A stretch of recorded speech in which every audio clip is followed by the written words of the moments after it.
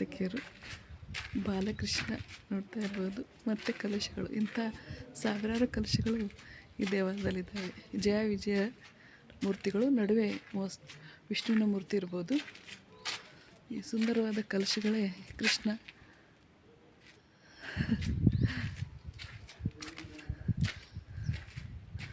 ವಿಷ್ಣುವಿನ ಅವತಾರ ಕೃಷ್ಣ.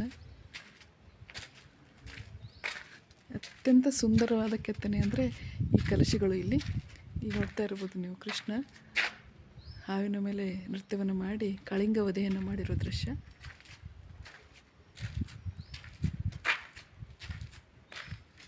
ನವಗ್ರಹದ ಪೂಜೆಯನ್ನು ಮಾಡಿದಾಗ ನೀರನ್ನು ಹೊರಗೆ ಬರಲಿಕ್ಕೆ ಮಾಡಿರೋ ಈ ಕಲ್ಲಿನ ಮರಗಳು ನೋಡ್ತಾ ಇರ್ಬೋದು.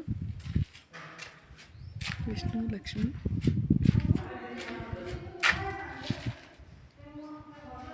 ಸೀತೆಯ ಆಭರಣಗಳನ್ನು ಕೊಡ್ತಾ ಇರೋದು ಹನುಮಂತನಿಗೆ.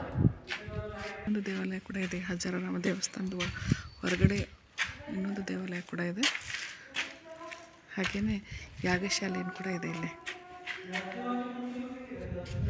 ಇದು ದಕ್ಷಿಣ ದ್ವಾರ ನೋಡ್ತಾ ಇರ್ಬೋದು.